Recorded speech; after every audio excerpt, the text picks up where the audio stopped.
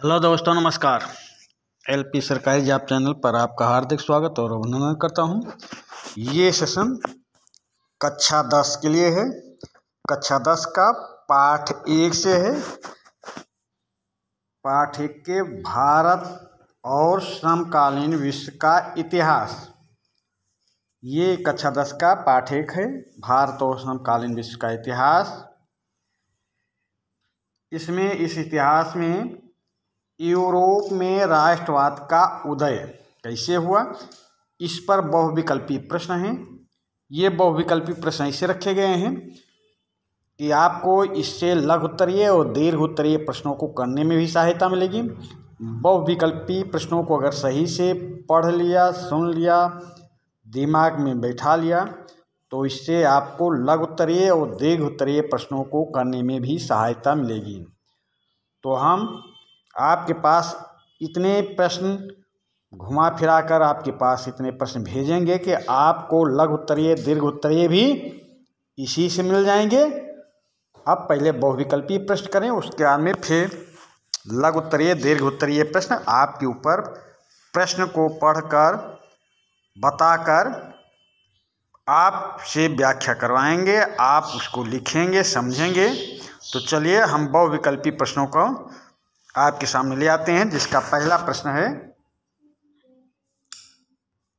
नए जर्मन साम्राज्य की घोषणा किसके नेतृत्व में की गई? नए जर्मन साम्राज्य की घोषणा किसके नेतृत्व में की गई? प्रश्न नंबर 1। ये बिस्मार्क के नेतृत्व में की गई, या विलियम प्रथम के नेतृत्व में की गई, या हिटलर के नेतृत्व में की गई, या मुसोलिनी के नेतृत्व में की गई? नए जर्मन साम्राज्य की घोषणा किसके नेतृत्व में की गई है, ये आपको बताना है। तो चलिए हम इसका उत्तर बताते हैं और आप सही से सुनेंगे, समझेंगे और नोटबुक में लिखते जाएंगे। तो नए जर्मन साम्राज्य की घोषणा किसके नेतृत्व में की गई? तो ये की गई थी विलियम प्रथम के नेतृत्व में। आपका ऑप्शन बी सही उत्तर होगा। प्रश्न नंबर 2,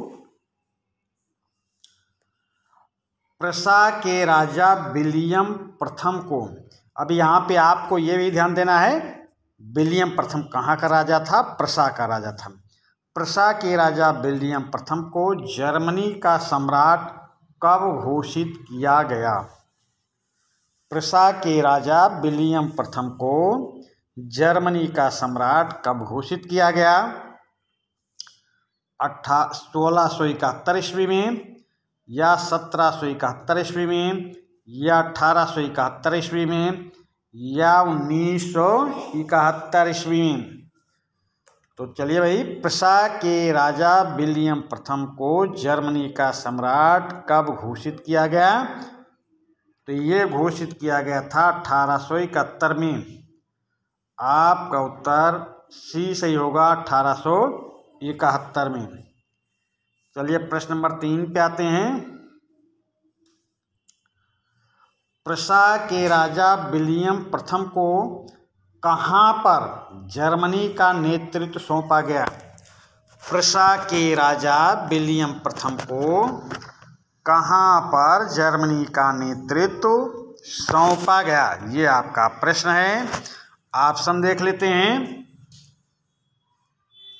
18 जनवरी 1871 को वर्साई के महल में, या ऑप्शन बी 18 दिसंबर 1871 को जर्मनी में, या ऑप्शन सी 18 नवंबर 1871 को फ्रांस के वास्तेल में, या 18 अक्टूबर 1871 को इटली में?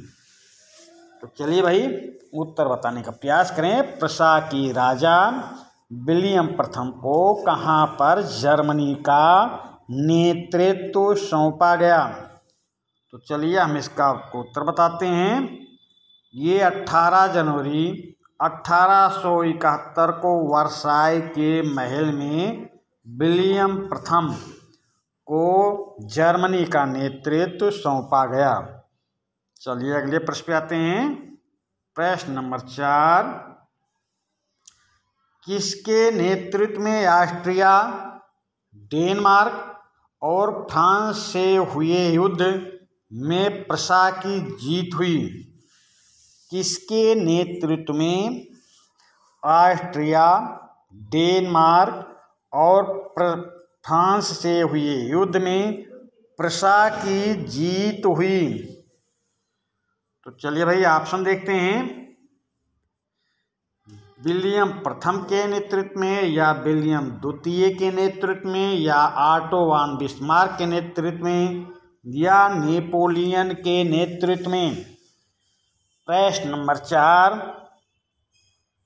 किसके नेतृत्व में ऑस्ट्रिया, डेनमार्क और फ्रांस से हुए युद्ध में प्रशा की जीत हुई? तो ये जीत हुई थी ऑटो वान बिस्मार्क के नेतृत्व में। ऑटो वान बिस्मार्क आपका सही उत्तर होगा। प्रश्न नंबर 5, मेजनी ने गुप्त संगठन यंग इटली का गठन कहाँ पर किया था? मेजनी ने गुप्त संगठन यंग इटली का गठन कहाँ पर किया था? ऑप्शन देखते हैं। मार्सेई नामक स्थान पर, रोम नामक स्थान पर, पेरिस नामक स्थान पर, उपर्युक्त में से कोई नहीं।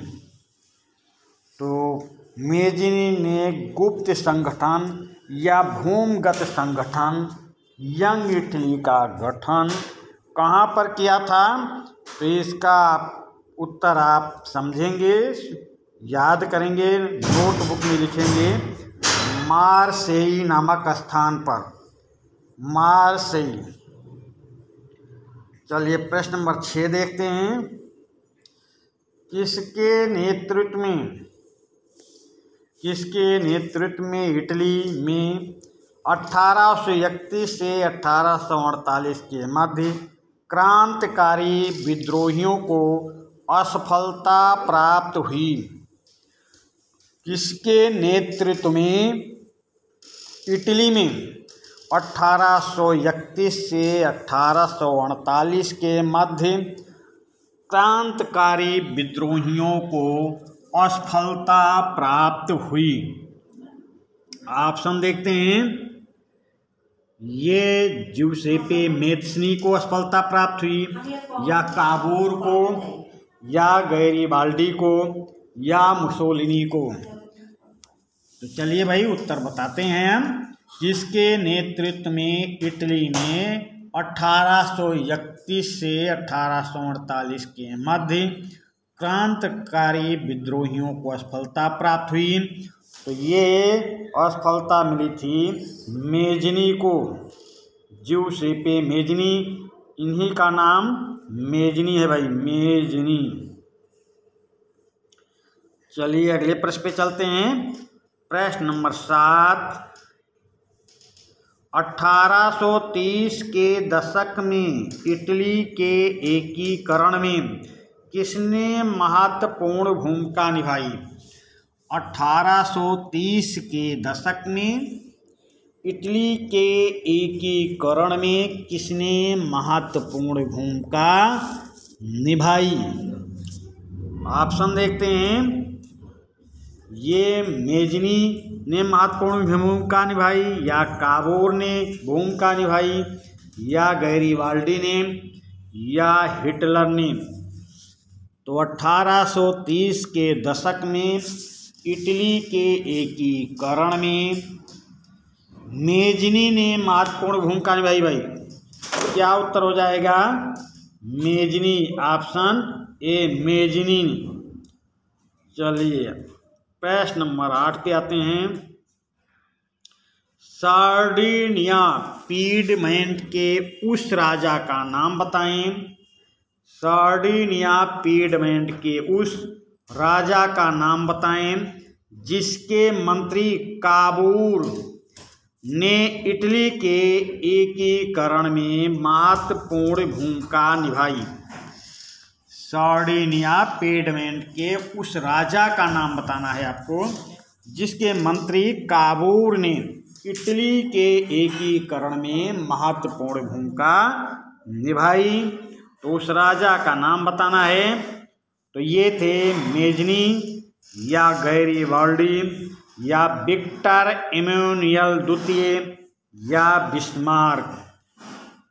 तो चलिए भाई बताने का प्रयास करें। सार्डिनिया पेडमेंट के उस राजा का नाम बताना है। तो सार्डिनिया पेडमेंट के उस राजा का नाम है विक्टर इमैनुएल द्वितीय। आप नोटबुक में लिखते जाएंगे, याद करते जाएंगे, सुनते जाएंगे। तो विक्टर इमैनुएल द्वितीय। साथ में आप अपने दोस्तों के बीच इस सेशन को शेयर करें और जो सेशन को पहली बार देख रहे हैं वो चैनल को सब्सक्राइब कर लें और लाइक कमेंट भी करते रहें और ध्यानपूर्वक प्रश्नों को सुनेंगे, समझेंगे और नोटबुक में भी लिखते जाएंगे।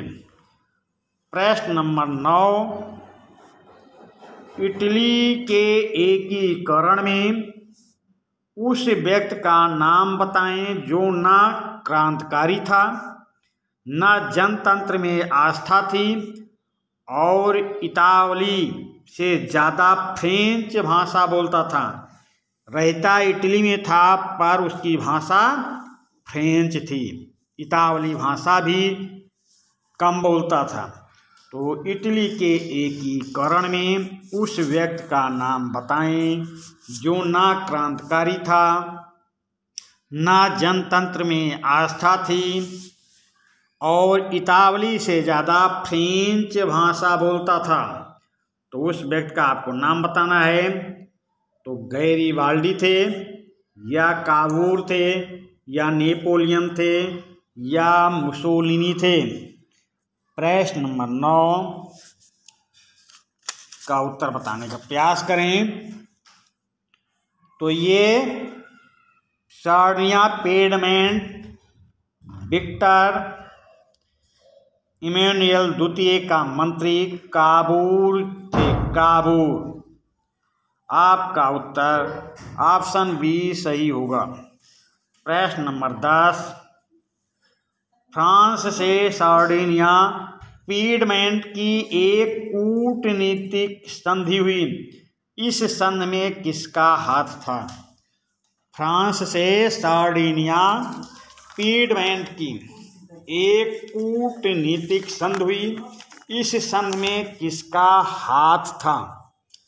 तो चलिए भाई बताने का प्रयास करें किसका हाथ था। ऑप्शन देखते हैं।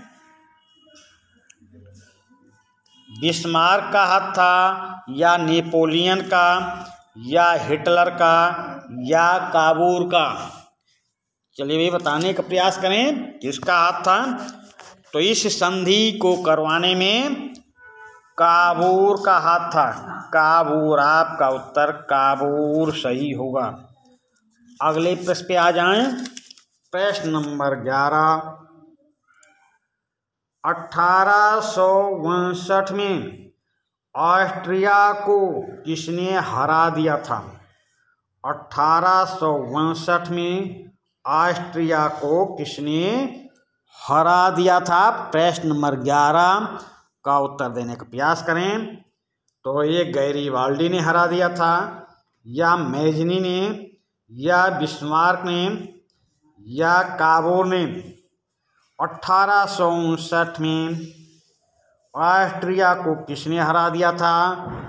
तो आप नोट करेंगे 1859 में ऑस्ट्रिया को किसने हरा दिया था? काबूर ने। काबूर जी को याद करेंगे, काबूर ने। ये नोटबुक में आप लिखेंगे। प्रश्न नंबर 12, ऑस्ट्रिया के युद्ध में काबूर का साथ किसने दिया? ऑस्ट्रिया के युद्ध में काबूर का साथ किसने दिया था? गैरीबाल्डी ने या मेजनी ने या बिस्मार्क ने या हिटलर ने? ऑस्ट्रिया के युद्ध में काबूर का साथ किसने दिया था? तो काबूर का साथ देने वाले थे गैरीबाल्डी। गैरीबाल्डी को आप याद करेंगे। गैरीबाल्डी ने एक स्वयं सेवक संघ बनाया था। इसके नेतृत्व में स्वयं सेवक संघों ने काबूर का साथ दिया और ऑस्ट्रिया का युद्ध काबूर ने जीत लिया। तो प्रश्न, ऑस्ट्रिया के युद्ध में काबूर का साथ किसने दिया? गैरीबाल्डी ने। प्रश्न नंबर 13 पे आए। इटली के एकीकरण का कार्य कब पूरा हुआ?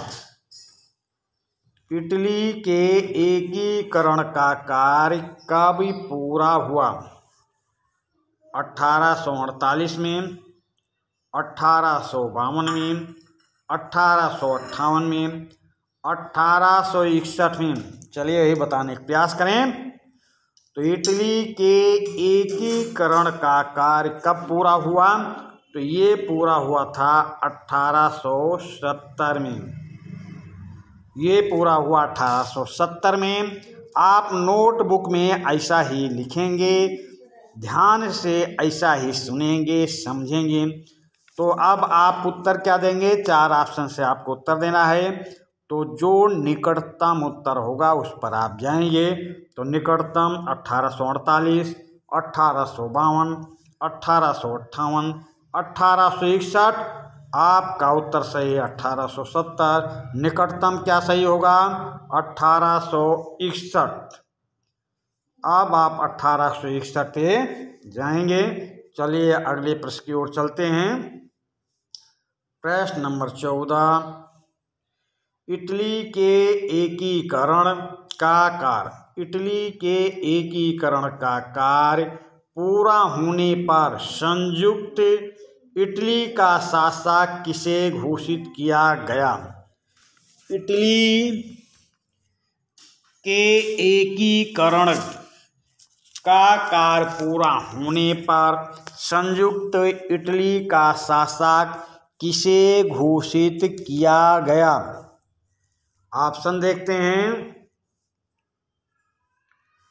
इमैनुएल द्वितीय को, या काबूर को, या गैरीबाल्डी को, या मेजनी को।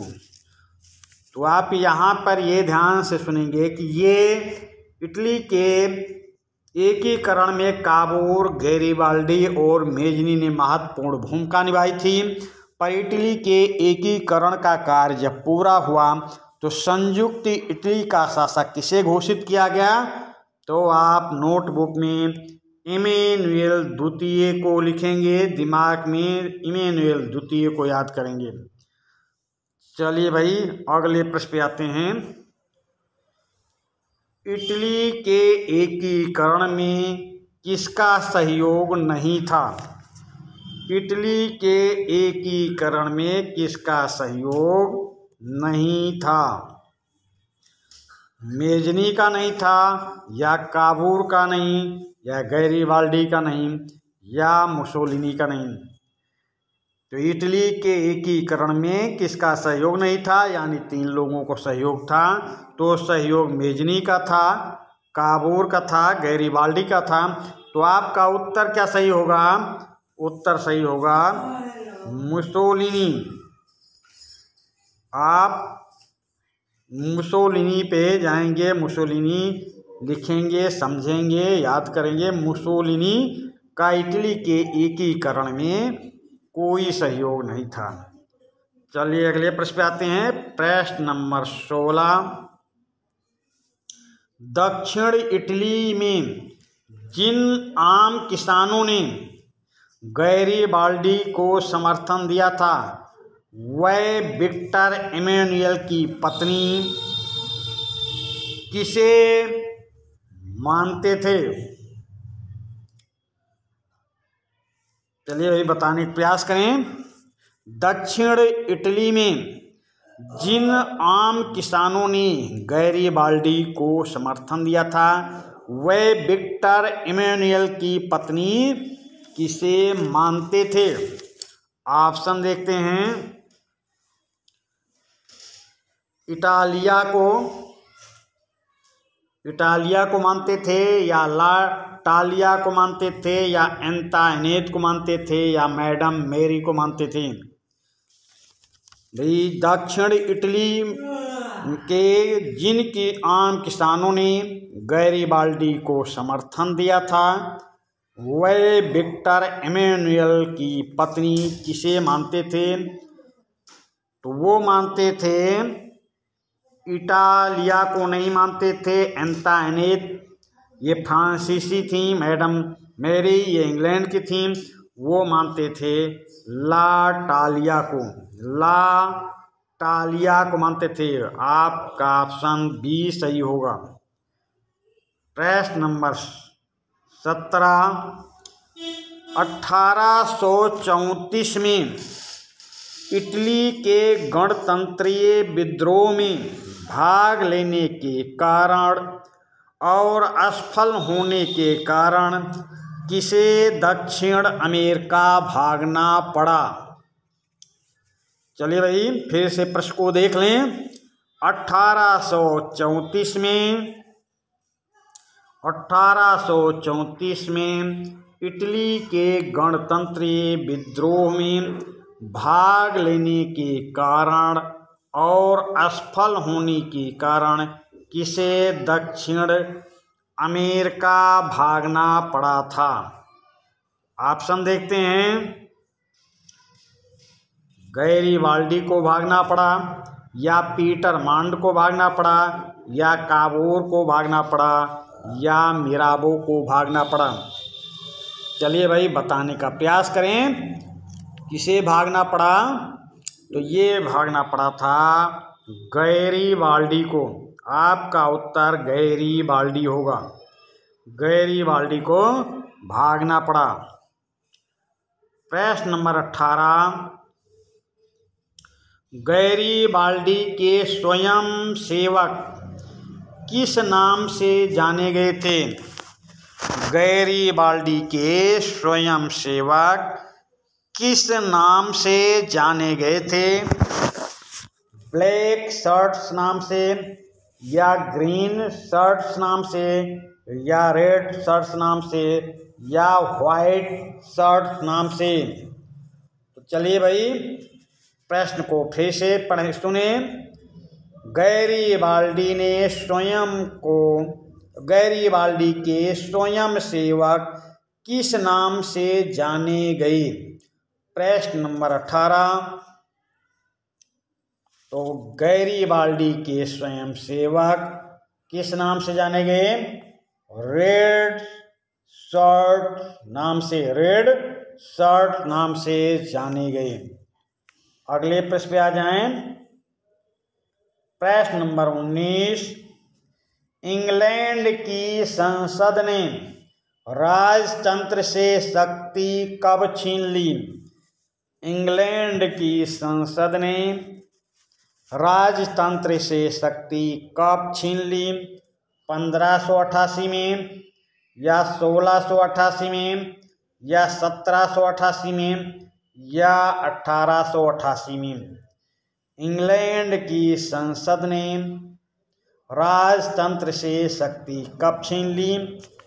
तो इंग्लैंड की संसद ने राजतंत्र से शक्ति छीनी थी 1688 में, रक्तहीन या गौरवमयी क्रांति के समय।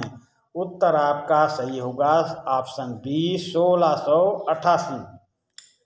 प्रश्न नंबर 20, इंग्लैंड और स्कॉटलैंड के बीच एक्ट ऑफ यूनियन कब लाया गया? इंग्लैंड और स्कॉटलैंड के बीच एक्ट ऑफ यूनियन कब लाया गया? 1688 में, या 1807 में, या 1707 में, या 1789 में? प्रश्न नंबर 20, इंग्लैंड और स्कॉटलैंड के बीच एक्ट ऑफ यूनियन कब लाया गया?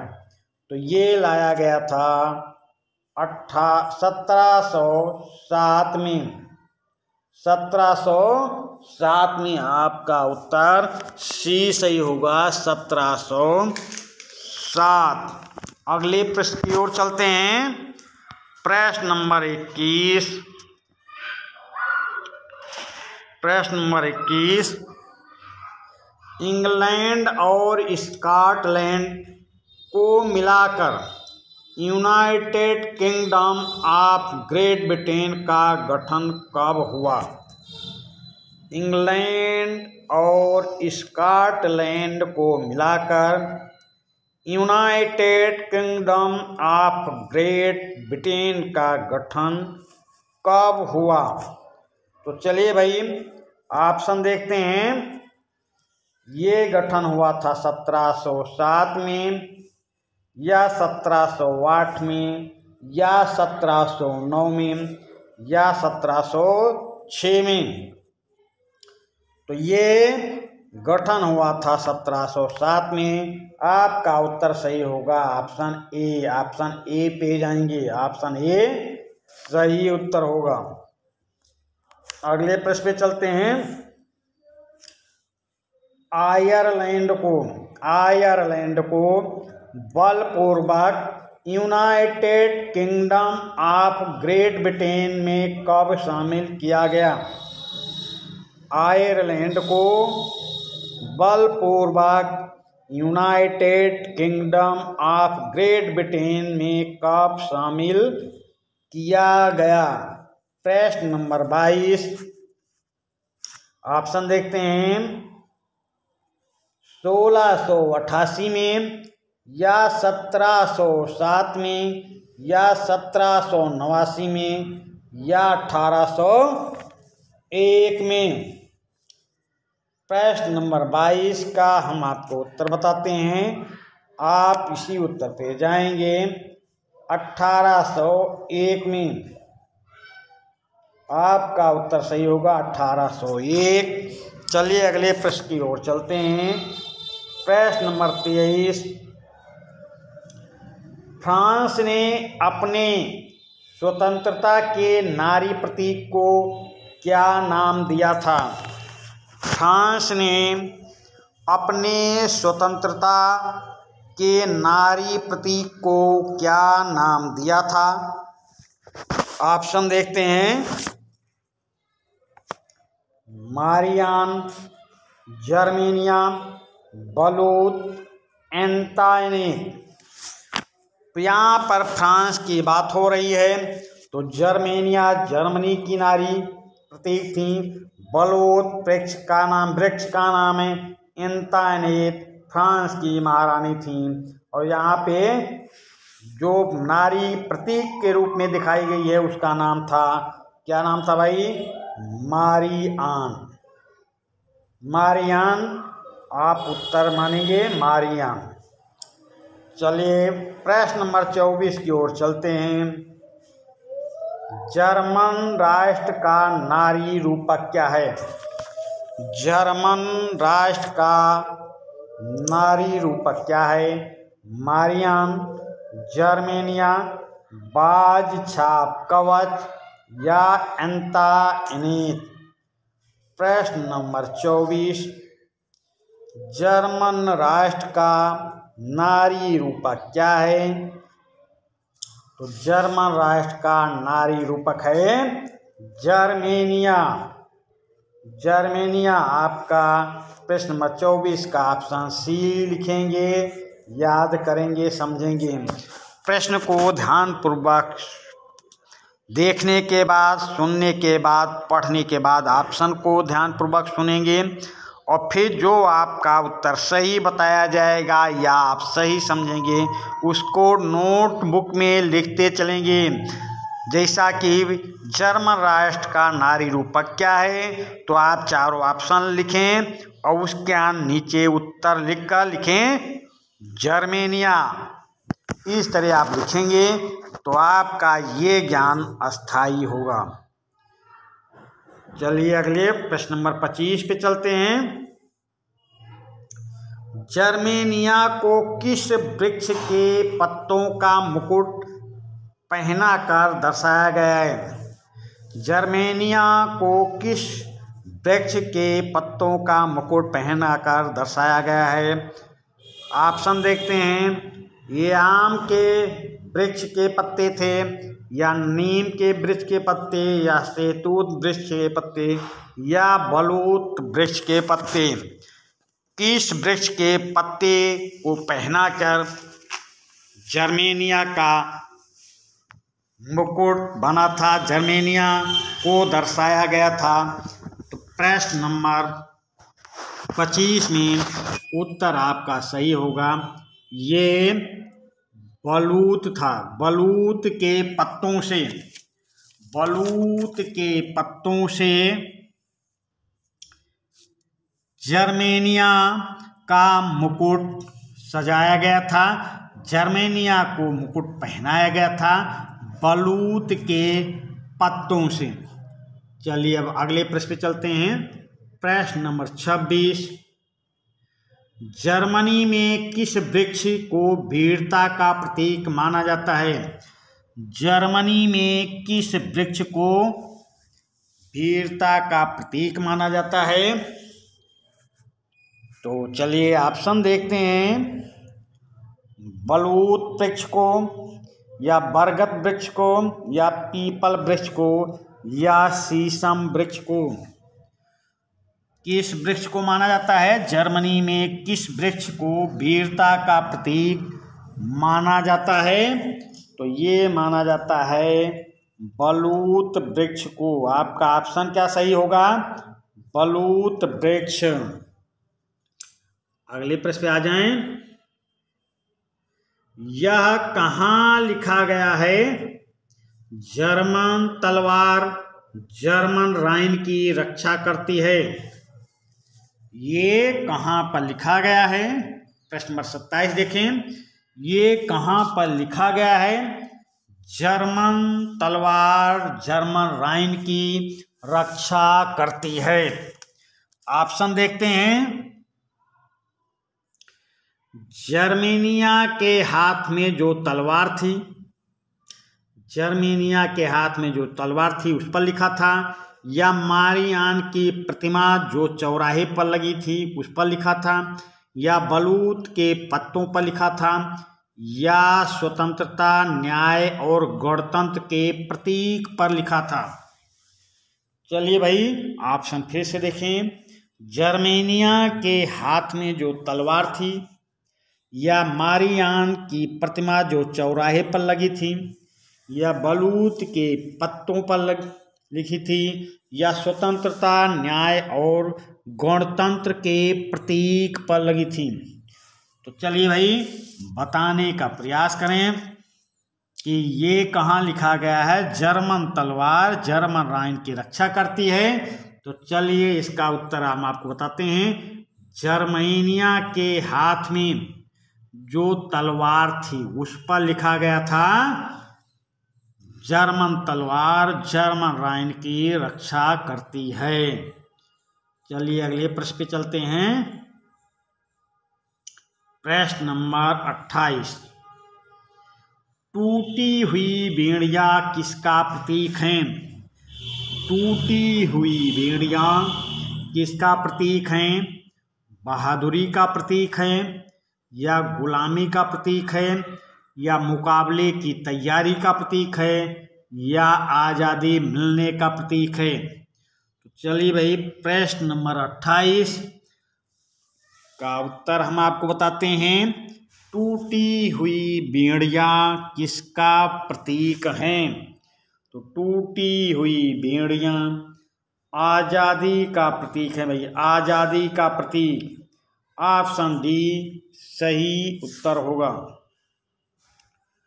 चलिए प्रश्न नंबर 29 पे आ जाएं।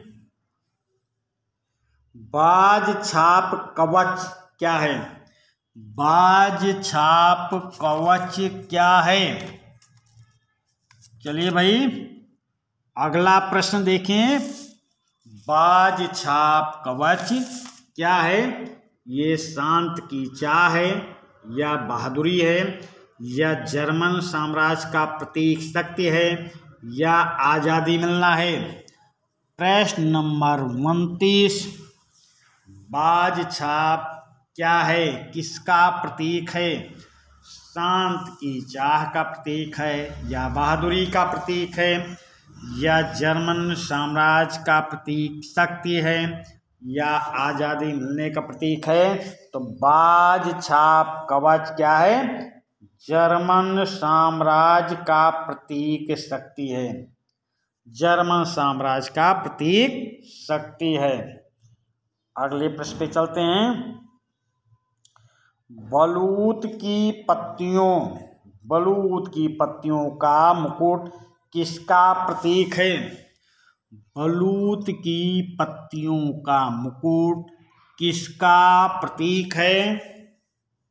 तो ये हार का प्रतीक है, या एक आभूषण का प्रतीक है, या जीत का प्रतीक है, या बहादुरी का प्रतीक है? प्रश्न नंबर 30। बलूत की पत्तियों का मुकुट किसका प्रतीक है? हार का, या एक आभूषण का, या जीत का, या बहादुरी का? तो बलूत की पत्तियों का मुकुट किसका प्रतीक है? बहादुरी का प्रतीक है। बहादुरी का प्रतीक है। डी ऑप्शन सही उत्तर होगा। प्रश्न नंबर 31। जर्मनी में तलवार किसका प्रतीक है? जर्मनी में तलवार किसका प्रतीक है? ऑप्शन देखते हैं, चारों ऑप्शन सामने लाते हैं। जर्मनी में तलवार किसका प्रतीक है? मुकाबले की तैयारी का प्रतीक है, या शांत की चाह का प्रतीक है, या बहादुरी का प्रतीक है, या आज़ादी का प्रतीक है? जर्मनी में तलवार किसका प्रतीक है? मुकाबले की तैयारी का प्रतीक है, शांत की चाह का प्रतीक है, बहादुरी का प्रतीक है, या आज़ादी मिलने का प्रतीक है? तो ये किसका प्रतीक है? मुकाबले की तैयारी का प्रतीक है।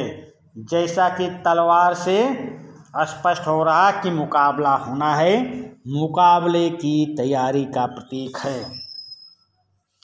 अगले प्रश्न पे आ जाते हैं। उगता हुआ सूर्य किसका प्रतीक है? उगता हुआ सूर्य किसका प्रतीक है? बहादुरी का प्रतीक है, या साहस का प्रतीक है, या एक नए युग का सूत्रपात, या आज़ादी मिलने का प्रतीक है? उगता हुआ सूर्य किसका प्रतीक है? तो चलिए हम इसको आपको ऑप्शन बताते हैं, क्या ऑप्शन सही उत्तर होगा। उगता हुआ सूर्य एक नए युग का सूत्रपात का प्रतीक है। चलिए अगले प्रश्न पे चलते हैं। प्रश्न नंबर 33। राष्ट्रवाद की सबसे पहली अभिव्यक्ति किस क्रांति से हुई? राष्ट्रवाद की सबसे पहली अभिव्यक्ति किस क्रांति से हुई? 1789 फ्रांसीसी क्रांति से, या 1680 इंग्लैंड की क्रांति से, या 1917 रूसी क्रांति से, या 1776 अमेरिकी क्रांति से? तो राष्ट्रवाद की सबसे पहली अभिव्यक्ति किस क्रांति से हुई है? तो राष्ट्रवाद की सबसे पहली अभिव्यक्ति फ्रांसीसी 1789 की फ्रांसीसी क्रांति से हुई है। प्रश्न नंबर 33 का ऑप्शन ए सही उत्तर होगा। प्रश्न नंबर 34 पे आ जाएं। 1789 के फ्रांसीसी क्रांति में किस वर्ग की प्रमुख भूमिका रही? 1789 के फ्रांसीसी क्रांति में किस वर्ग की प्रमुख भूमिका रही? तो उच्च वर्ग की, या पादरी वर्ग की, या निम्न वर्ग की, या मध्यम वर्ग की? 1789 के फ्रांसीसी क्रांति में किस वर्ग की प्रमुख भूमिका रही? तो ये प्रमुख भूमिका थी मध्यम वर्ग की। भाई मध्यम वर्ग की, आपका ऑप्शन डी सही उत्तर होगा, मध्यम वर्ग। प्रश्न नंबर 35, फ्रांस में नागरिक संहिता, जिसे नेपोलियन संहिता भी कहा जाता है, फ्रांस में नागरिक संहिता या नेपोलियन संहिता एक ही बात है। फ्रांस में नागरिक संहिता का निर्माण कब हुआ? फ्रांस में नागरिक संहिता का निर्माण कब हुआ? तो ऑप्शन देखते हैं। तो 1789 में, या 1791 में, या 1793 में, या 1804 में। फ्रांस में नागरिक संहिता या नेपोलियन संहिता का निर्माण कब हुआ? तो ये हुआ था 1804 में। आपका ऑप्शन बी सही होगा। आप दिमाग में नोट करेंगे, नोटबुक में नोट करेंगे, याद करेंगे, नेपोलियन संहिता या नागरिक संहिता का निर्माण 1804 में हुआ। जो भी आपके सामने भेज रहा हूँ, प्रश्न को सही से पढ़कर चारों ऑप्शन लिखकर फिर उसका उत्तर लिखकर इस तरह आप याद करेंगे, आप अपनी अभिव्यक्ति इस तरह देंगे। चलिए अगले प्रश्न पे आते हैं। प्रश्न नंबर 36, 1815 में नेपोलियन को किन देशों ने मिलकर हराया था? 1815 में नेपोलियन को किन देशों ने मिलकर हराया था? ब्रिटेन और रूस ने मिलकर हराया, या ऑस्ट्रिया ने मिलकर हराया, ऑस्ट्रिया या पर्सा ने हराया? 1815 में नेपोलियन को किन देशों ने मिलकर हराया? ब्रिटेन और रूस ने मिलकर हराया, या ऑस्ट्रिया ने, या पर्सा ने, या सभी ने? तो 1815 में नेपोलियन को इन सभी लोगों ने मिलकर हराया था, इन सभी देशों ने मिलकर हराया था। आपका ऑप्शन डी सही होगा। 1815 में नेपोलियन को किन देशों ने मिलकर हराया था? ये सभी शामिल थे भाई, सभी। आपका ऑप्शन डी सही उत्तर होगा।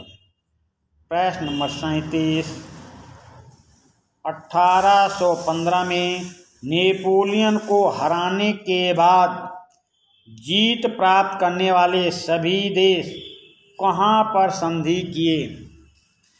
1815 में नेपोलियन को हराने के बाद जीत प्राप्त करने वाले सभी देश कहाँ पर संधि किए? तो कहाँ पर संधि किए? ऑप्शन देखते हैं। पेरिस में संधि किए, या रोम में, या वियना में, या वर्साई में? कहाँ पर संधि करें भाई? तो ये 1815 में कौन सी संधि होती है? वियना की संधि, वियना। तो आपका ऑप्शन सी सही होगा, वियना में संधि किए। अगले प्रश्न पे आ जाएं। वियना संधि की अध्यक्षता किसने की? वियना संधि की अध्यक्षता किसने की थी? प्रश्न नंबर 38, वियना शांति संधि की अध्यक्षता किसने की? लुई 16वां ने, या नेपोलियन ने, या फिलिप ने, या मेटरनिख ने? प्रश्न नंबर 38, वियना शांति संधि की अध्यक्षता किसने की?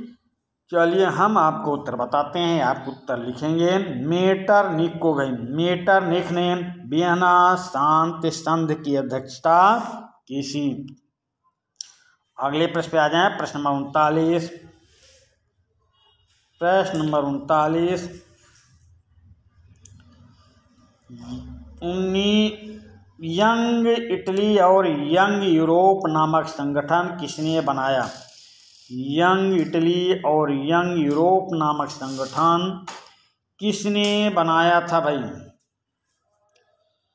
ये जूसेपे मेज़नी ने बनाया था, या काबो ने, या मेटरनिख ने, या नेपोलियन ने? चलिए भाई, यंग इटली या यंग यूरोप नामक संगठन किसने बनाया था?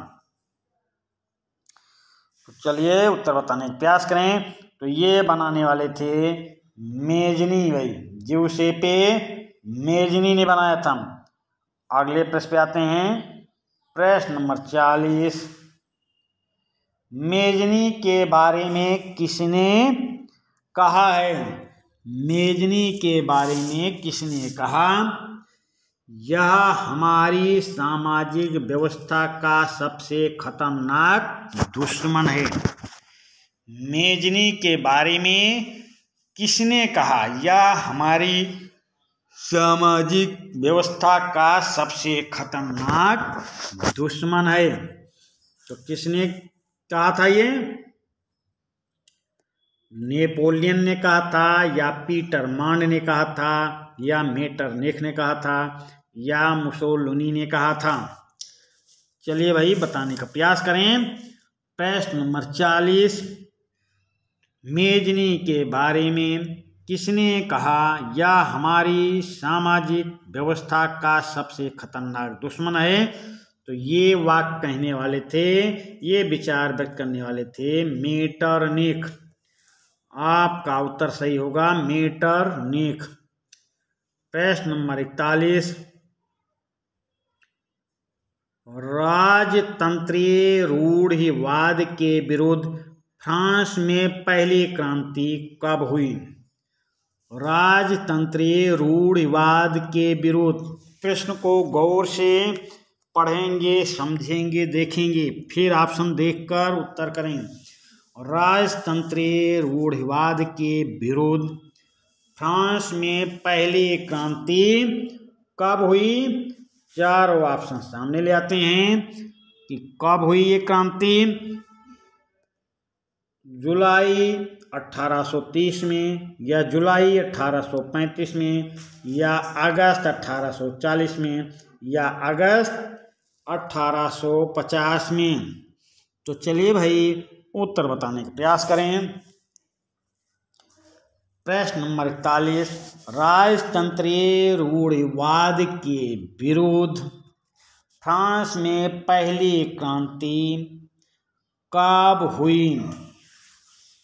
तो राजतंत्रीय रूढ़िवाद के विरुद्ध फ्रांस में पहली क्रांति कब हुई? तो ये उत्तर आप नोट करेंगे अगस्त 1840 में।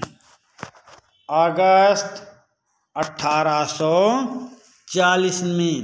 प्रश्न नंबर 41 में अगस्त 1840 में। प्रश्न नंबर 42। प्रश्न नंबर 41 को फिर से देखें। प्रश्न नंबर 41 को दोबारा देख लें भाई। राजतंत्रीय रूढ़िवाद के विरुद्ध फ्रांस में पहली क्रांति कब हुई?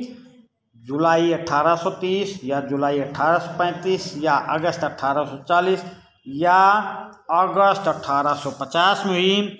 तो राजतंत्रीय रूढ़िवाद के विरुद्ध फ्रांस में पहली क्रांति जुलाई 1830 में हुई भाई। अभी जो आपको बताया 1840, उस पर गलत मान लेना, उसको नहीं उत्तर में लिखना। आप उत्तर लिखेंगे जुलाई 1830। राजतंत्रीय रूढ़िवाद के विरुद्ध फ्रांस की पहली क्रांति कब हुई?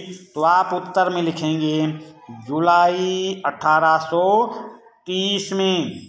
अभी हमने बता दिया था अगस्त 1840, ये गलत है, ये सही है, ऑप्शन ए सही है। अगले प्रश्न में आ जाएं। प्रश्न नंबर 42। जुलाई 1930 में फ्रांस में हुई राजतंत्रीय रूढ़िवाद के विरुद्ध क्रांति के बाद किसकी अध्यक्षता में संवैधानिक राजतंत्र की स्थापना हुई? प्रश्न नंबर 42। जुलाई 1930 में फ्रांस में हुई राजतंत्रीय रूढ़वाद के विरोध क्रांति के बाद किसकी अध्यक्षता में संवैधानिक राजतंत्र की स्थापना हुई? तो ऑप्शन देखते हैं, लुई फिलिप की अध्यक्षता में, या मेटरनिक की अध्यक्षता में, या लुई 16वां की अध्यक्षता में, या मिराबो की अध्यक्षता में।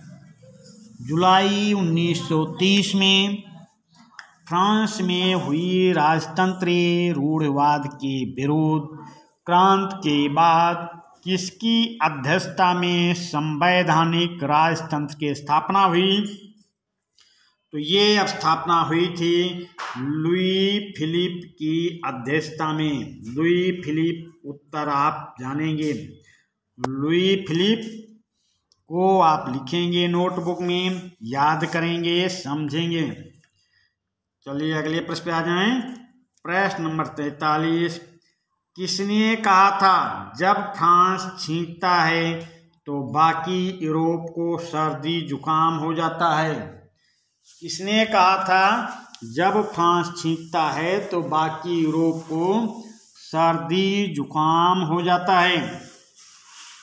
चलिए भाई बताने का प्रयास करें। तो लुई फिलिप ने कहा था, या मेटरनिक ने कहा था, या मिराबो ने कहा था, या लुई 14वां ने कहा था? किसने कहा जब फ्रांस छींकता है तो बाकी यूरोप को सर्दी जुकाम हो जाता है? तो ये कहने वाले कौन थे? चलिए इसका हम आपको उत्तर बताते हैं। ऐसा वक्तव्य दिया था मेटरनिक ने। मेटरनिक ने ऐसा वक्तव्य दिया था। चलिए भाई अगले प्रश्न पे चलते हैं। यूनान में स्वतंत्रता संग्राम किन वर्षों में लड़ा गया था? यूनान में स्वतंत्रता संग्राम किन वर्षों में लड़ा गया था? ऑप्शन चारों आपके सामने। 1830 से 1848 के मध्य, या 1848 से 1860 के मध्य, या 1860 से 1870 के मध्य, या 1870 से 1880 के मध्य। प्रश्न नंबर 44, यूनान में स्वतंत्रता संग्राम इन वर्षों में लड़ा गया? तो ये लड़ा गया था 1830 से 1848 के मध्य। ऑप्शन ए आप सही मानेंगे, 1830 से 1848 के मध्य। प्रश्न नंबर 45, किस संधि के बाद यूनान को स्वतंत्र राष्ट्र के रूप में मान्यता मिली? किस संधि के बाद यूनान को स्वतंत्र राष्ट्र के रूप में मान्यता मिली? चलिए भाई उत्तर बताने का प्रयास करते हैं। प्रश्न नंबर 45, किस संधि के बाद यूनान को स्वतंत्र राष्ट्र के रूप में मान्यता मिली? तो ये कुस्तुनतुनिया की संधि के बाद, या वर्साय की संधि के बाद, या पेरिस की संधि के बाद, या वियना की संधि के बाद? किस संधि के बाद यूनान को स्वतंत्र राष्ट्र के रूप में मान्यता मिली? तो उस संधि का नाम है कुस्तुनतुनिया की संधि। ये कब होती है? 1832 में होती है। 1832 में कुस्तुनतुनिया की संधि के बाद यूनान को स्वतंत्र राष्ट्र के रूप में मान्यता मिली। प्रश्न नंबर 46, यूनान को स्वतंत्र राष्ट्र के रूप में कब मान्यता मिली? यूनान को स्वतंत्र राष्ट्र के रूप में कब मान्यता मिली? 1832 में, 1732 में, 1632 में, या 1532 में? यूनान को स्वतंत्र राष्ट्र के रूप में कब मान्यता मिली? तो यूनान को स्वतंत्र राष्ट्र के रूप में मान्यता मिलती है 1832 में। आपका उत्तर ए सही होगा, 1832। अगले प्रश्न पे आ जाते हैं। प्रश्न नंबर 47। किस सन में पेरिस के लोग सड़कों पर उतर आए और लुई फिलिप को भागने के लिए विवश कर दिया? प्रश्न नंबर 47। किस सन में पेरिस के लोग सड़कों पर उतर आए और लुई फिलिप को भागने के लिए विवश कर दिया? तो ये 1848 में या 1850 में या 1852 में या 1854 में? प्रश्न नंबर 47। किस सन में पेरिस के लोग सड़कों पर उतर आए और लुई फिलिप को भागने के लिए विवश किया? तो वो सन है 1848। आप 1848 उत्तर को लिखेंगे, नोटबुक में याद करेंगे, समझेंगे। चलिए अगले प्रश्न पे आते हैं। प्रश्न नंबर 48। प्रश्न नंबर 48। फ्रांस में कब राष्ट्रीय सभा के द्वारा एक नवीन गणतंत्र की घोषणा की गई? फ्रांस में कब राष्ट्रीय सभा के द्वारा एक नवीन गणतंत्र की घोषणा की गई? 1748 में या 1785 में या 1848 में या 1885 में? प्रश्न नंबर 48। फ्रांस में कब राष्ट्रीय सभा के द्वारा एक नवीन गणतंत्र की घोषणा की गई? तो ये घोषणा की गई थी 1848 में, जब लुई फिलिप को भागना पड़ा था। पेरिस की जनता सड़कों पर आ गई थी। तो आप उत्तर समझेंगे 1848। प्रश्न नंबर 49। कौन सा वर्ष उदारवादियों की क्रांति का वर्ष कहलाता है? प्रश्न नंबर 49। कौन सा वर्ष उदारवादियों की क्रांति का वर्ष कहलाता है? 1688 या 1776 या 1789 या 1848? प्रश्न नंबर 49। कौन सा वर्ष उदारवादियों की क्रांति का वर्ष कहलाता है? तो ये 1848। उत्तर आपका सही होगा, 1848 का वर्ष उदारवादियों की क्रांति का वर्ष कहलाता है। प्रश्न नंबर 50। सेंट पॉल चर्च के फ्रैंकफर्ट संसद में जनता के निर्वाचित प्रतिनिधियों ने अपना स्थान कब ग्रहण किया? प्रश्न नंबर 50। सेंट पॉल चर्च के फ्रैंकफर्ट संसद में जनता के निर्वाचित प्रतिनिधियों ने अपना स्थान कब ग्रहण किया? 18 मई 1848 को या 18 जून 1848 को या 18 जुलाई 1848 को या 18 अगस्त 1848 को? तो सेंट पॉल चर्च के फ्रैंकफर्ट संसद में जनता के निर्वाचित प्रतिनिधियों ने अपना स्थान कब ग्रहण किया? आपका उत्तर सही होगा, ऑप्शन ए, 18 मई 1848 को। चलिए आगे चलते हैं। प्रश्न नंबर 51। नए जर्मन राष्ट्र के लिए सेंट पॉल चर्च में आयोजित फ्रैंकफर्ट संसद की अध्यक्षता हेतु किसे ताज पहनाने की कोशिश की गई थी? प्रश्न नंबर 51।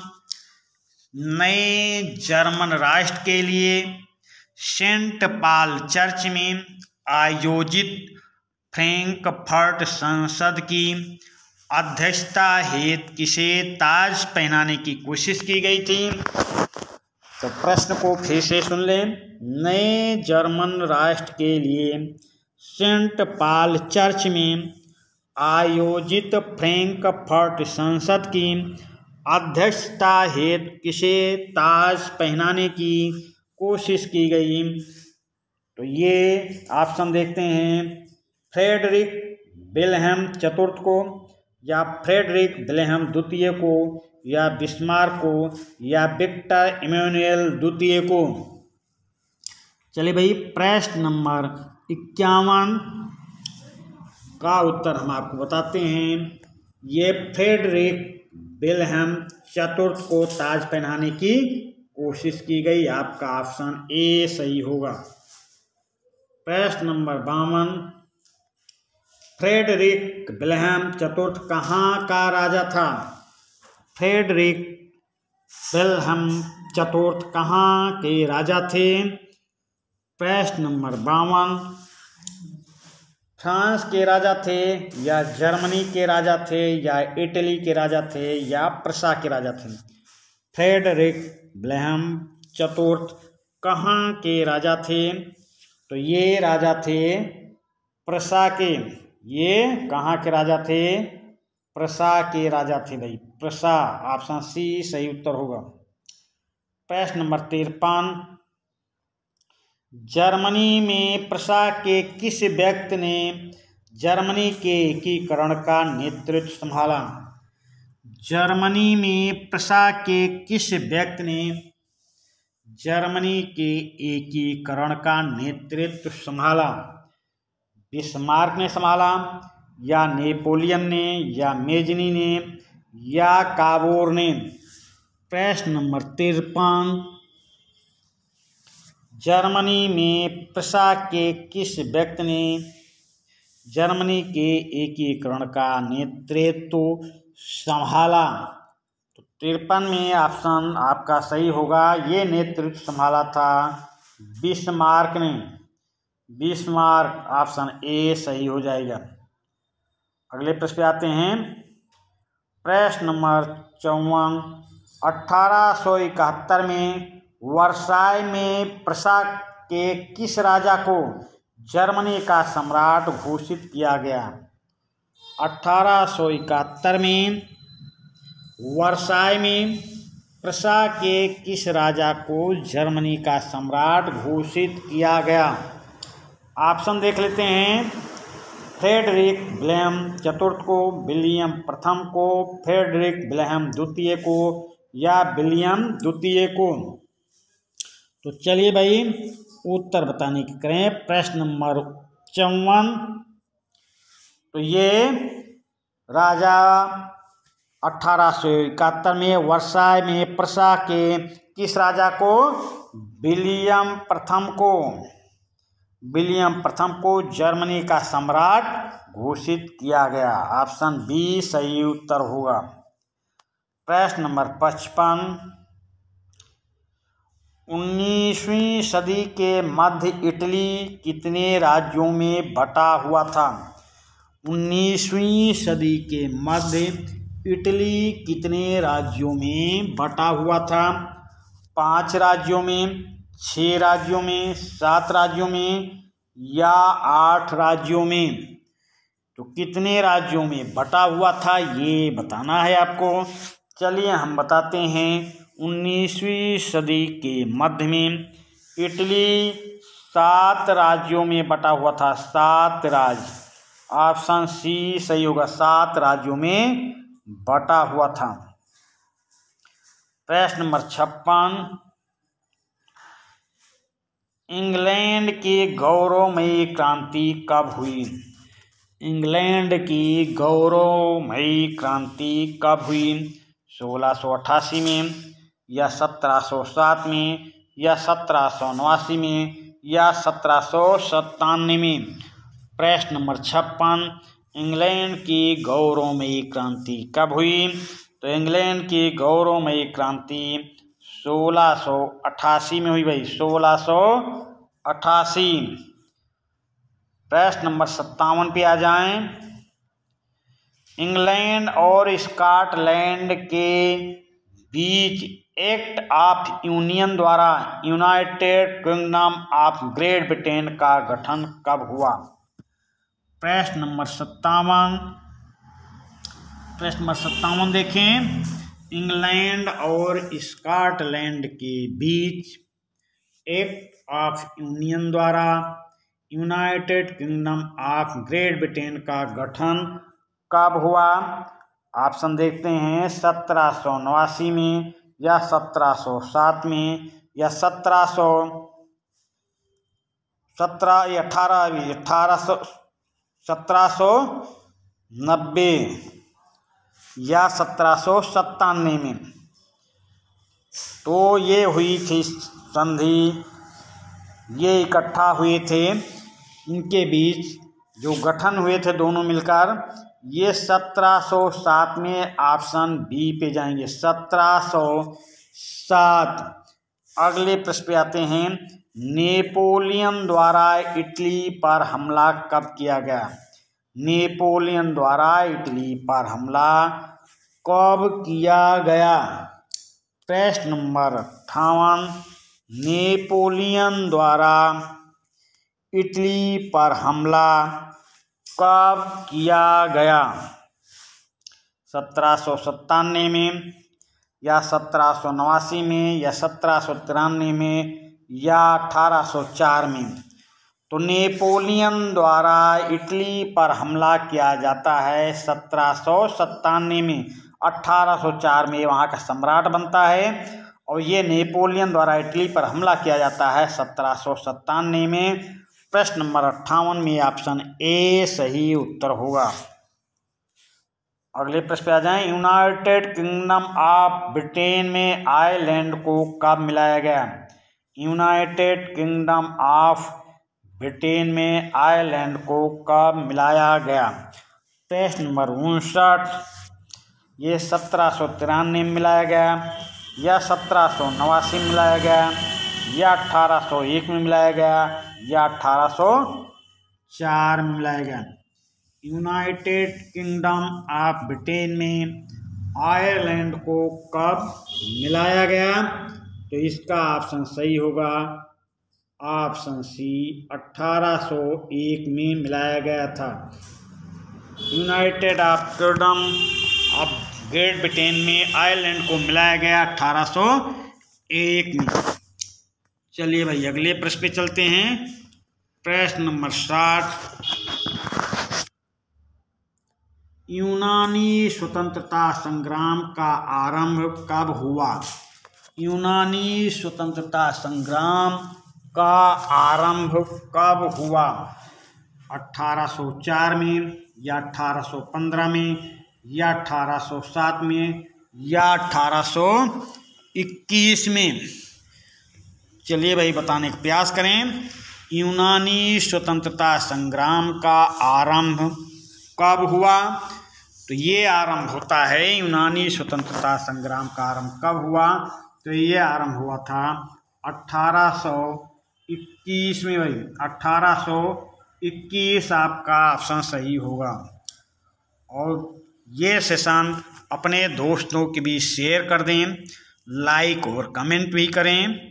और जो सेशन को पहली बार देख रहे हैं वो इस चैनल को सब्सक्राइब भी कर लें। इस पर आपका पूरे कोर्स की तैयारी कराई जाएगी, आपका पूरा कोर्स तैयार कराया जाएगा। साथ में आपके एग्ज़ाम की भी तैयारी, आपका मॉडल पेपर भी इसी चैनल पर दिया जाएगा।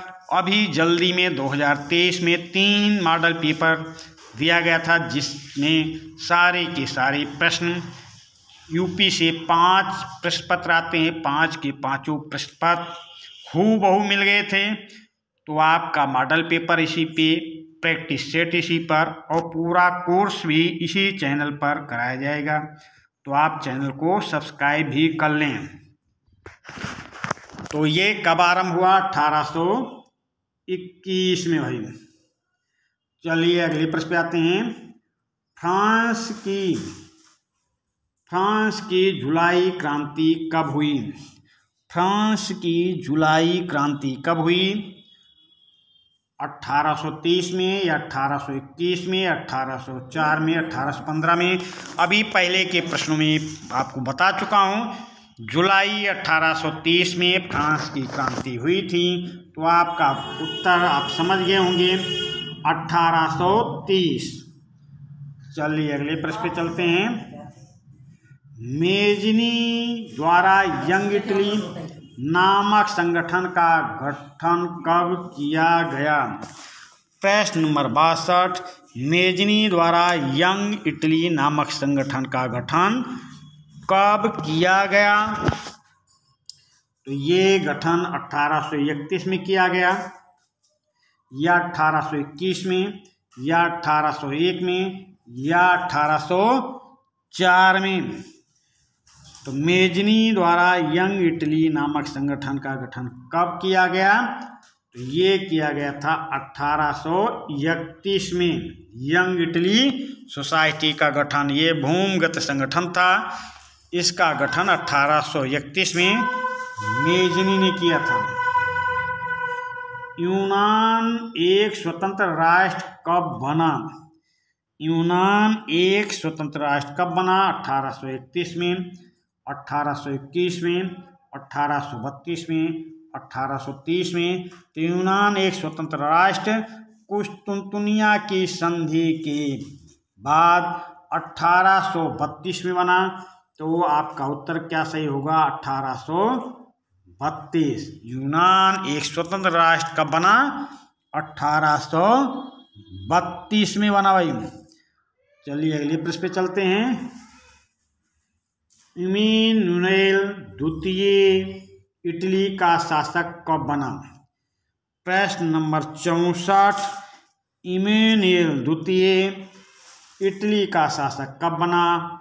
1832 में, या 1821 में, या 1830 में, या 1861 में। इमैनुएल द्वितीय इटली का शासक कब बना? चलिए भाई हम इसका आपको उत्तर बताते हैं। इमैनुएल द्वितीय इटली का शासक बना 1861 में। आपका उत्तर ऑप्शन डी सही होगा। प्रश्न नंबर 65। ऑस्ट्रिया और प्रसा के बीच युद्ध कब हुआ? ऑस्ट्रिया और प्रसा के बीच युद्ध कब हुआ है भाई? प्रश्न नंबर 65। 1866 में हुआ, या 1804 में, या 1815 में, या 1832 में। तो 1804 में नागरिक संहिता आती है फ्रांस में, 1815 में वाटरलू की लड़ाई होती है, 1832 में कुस्तुनतुनिया की संधि के बाद यूनान को स्वतंत्रता मिलती है। और आपसे पूछा जा रहा है ऑस्ट्रिया और प्रसा के बीच युद्ध कब हुआ? तो युद्ध हुआ था 1866 में। ये युद्ध 1866 में हुआ। चलिए अगले प्रश्न की ओर चलते हैं। इटली का एकीकरण किन वर्षों में हुआ? इटली का एकीकरण किन वर्षों में हुआ? ऑप्शन देखते हैं। 1859 से 1870 तक, या 1865 से 1885 तक, या 1875 से 1895 तक, या उपर्युक्त सभी गलत हैं। प्रश्न नंबर 66। इटली का एकीकरण किन वर्षों में हुआ? तो इटली का एकीकरण 1859 से 1870 के बीच हुआ। इटली का एकीकरण 1859 से 1870 के मध्य हुआ। प्रश्न नंबर 67। जर्मनी का एकीकरण किन वर्षों में पूरा हुआ? जर्मनी का एकीकरण किन वर्षों में पूरा हुआ? ऑप्शन देखते हैं। 1836 से 1846 तक, 1856 से 1866 तक, 1866 से 1871 तक, या उपर्युक्त सभी गलत हैं। प्रश्न नंबर 67, जर्मनी का एकीकरण किन वर्षों में पूरा हुआ? तो जर्मनी का एकीकरण 1866 से 1871 के मध्य पूरा हुआ भाई। चलिए अगले प्रश्न की ओर चलते हैं। प्रश्न नंबर 68, इटली के एकीकरण की प्रक्रिया कब पूरी हुई? इटली के एकीकरण की प्रक्रिया कब पूरी हुई? प्रश्न नंबर 68, ऑप्शन देखते हैं। 1850 में, 1860 में, 1870 में या 1880 में। इटली के जर्मनी के एकीकरण की प्रक्रिया कब पूरी हुई? इटली के एकीकरण की प्रक्रिया कब पूरा हुई, ये आपको बताना है। इटली के एकीकरण की प्रक्रिया कब पूरी हुई? 1850 में, 1860 में, 1870 में। तो आपका ऑप्शन सी सही होगा, 1870 में। अगले प्रश्न पे आते हैं। प्रश्न नंबर 69, जर्मनी के एकीकरण की प्रक्रिया कब पूरा हुई? जर्मनी के एकीकरण की प्रक्रिया कब पूरा हुई? प्रश्न नंबर 69, 1841 में, 1861 में, 1851, 61, 1871 में। जर्मनी के एकीकरण की प्रक्रिया, जर्मनी के एकीकरण की प्रक्रिया कब पूरा हुई? 1841 में, 1851 में, 1861 में और 1871। तो ऑप्शन देखें और उत्तर देने का प्रयास करें। प्रश्न नंबर 69, जर्मनी के एकीकरण की प्रक्रिया कब पूरा हुई? तो ये पूरा हुई थी 1871 में भाई। ये 1871 में पूरा हुई। आपका ऑप्शन डी सही उत्तर होगा। अगले प्रश्न पे आ जाए। निम्नलिखित में से किस फ्रांसीसी कलाकार ने 1848 ईस्वी में 4 चित्रों की एक श्रृंखला बनाई थी जो उसके सपनों का संसार था तथा उसके शब्दों में जनतांत्रिक और सामाजिक गणतंत्रों से मिलकर बना था? प्रश्न को फिर से ध्यानपूर्वक पढ़ें। प्रश्न नंबर 70, निम्नलिखित में से किस फ्रांसीसी कलाकार ने 1848 ईस्वी में 4 चित्रों की एक श्रृंखला बनाई थी जो उसके सपनों का संसार था तथा उसके शब्दों में जनतांत्रिक और सामाजिक गणतंत्रों से मिलकर बना था? ऑप्शन देखते हैं। ये श्रृंखला किसने बनाई? अर्नेस्ट रेनन ने, फ्रेडरिक सारिउ ने, कार्ल कैस्पर फ्रिट्ज ने या मैजनी ने? तो ये श्रृंखला बनाई थी, काल्पनिक श्रृंखला, फ्रेडरिक सारिउ ने। आपका ऑप्शन बी सही होगा, फ्रेडरिक सारिउ। चलिए भाई अगले प्रश्न पे आते हैं। प्रश्न नंबर 71, इनमें से कौन सा सामाजिक वर्ग 18वीं शताब्दी में यूरोप में सर्वाधिक प्रभावशाली था? इनमें से कौन सा सामाजिक वर्ग 18वीं शताब्दी में यूरोप में सर्वाधिक प्रभावशाली था? तो चलिए भाई उत्तर बताने का प्रयास करें। प्रश्न नंबर 71, प्रश्न को फिर से देख लें। इनमें से कौन सा सामाजिक वर्ग 18वीं शताब्दी में यूरोप में सर्वाधिक प्रभावशाली था? ऑप्शन देखते हैं। ये कुलीन वर्ग सर्वाधिक प्रभावशाली था, या सामंत वर्ग, या कृषक वर्ग, या श्रमिक वर्ग।